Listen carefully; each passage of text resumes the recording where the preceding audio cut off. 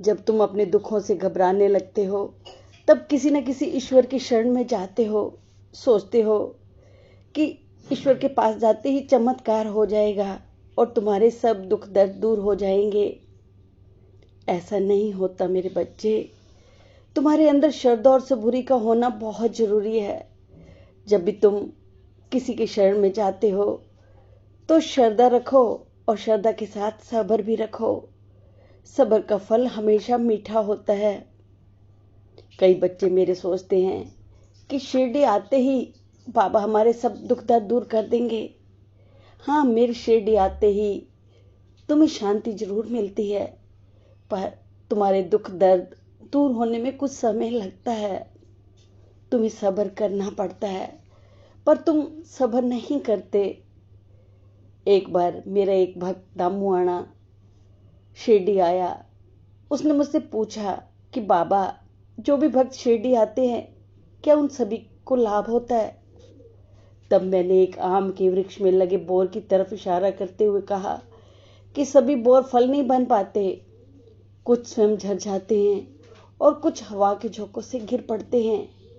जो मजबूती से वृक्ष के साथ लगे रहते हैं वही फल बन पाते हैं।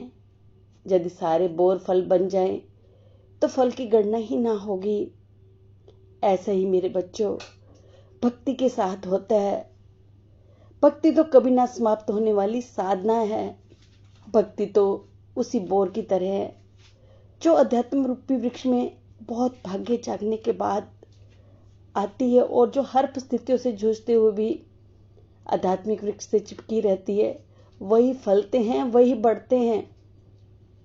तुम सब लोग अपनी इच्छाओं की पूर्ति के लिए मेरी शरण में आते हो, पर जब कभी तुम्हारी इच्छाएं जल्दी पूरी नहीं होती तो तुम निराश होकर भक्ति के पथ का परित्याग कर देते हो और फिर जीवन को अशांति और निराशा के अंधकार में डुबो देते हो। तुम सभी कुछ ना कुछ पाने के लिए ईश्वर भक्ति करते हो। यही कारण है कि तुम्हें शांति नहीं मिलती। निस्वार्थ और समर्पण भाव से भक्ति करके तो देखो, तुम्हारे मन में कितना आनंद आएगा। आपको कभी भी कोई कमी नहीं होगी। जितना आपके पास होगा आप उतने में ही खुश रहेंगे। अब देखो, तुम जब बीज बोते हो, जब पौधे लगाते हो, तो क्या वृक्ष एक दिन में तैयार हो जाता है?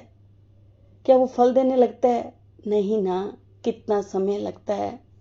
ऐसे ही तुम भक्ति में अपना श्रद्धा, विश्वास और धैर्य बनाए रखो। जब तुम्हारे अंदर श्रद्धा, विश्वास और धैर्य होगा तो एक दिन तुम्हें भक्ति का फल जरूर मिलेगा।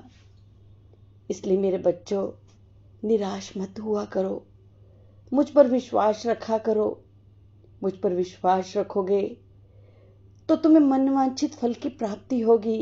दुनिया की कोई भी ताकत तुम्हें मंजिल तक पहुंचने से नहीं रोक पाएगी, पर तुम्हारे कर्म में सेवा भाव होना चाहिए, सच्चाई होनी चाहिए, ईमानदारी होनी चाहिए।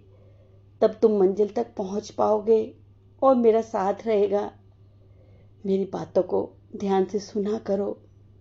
तुम्हारी जिंदगी में खुशियां आ जाएंगी। खुश रहो मेरे बच्चों।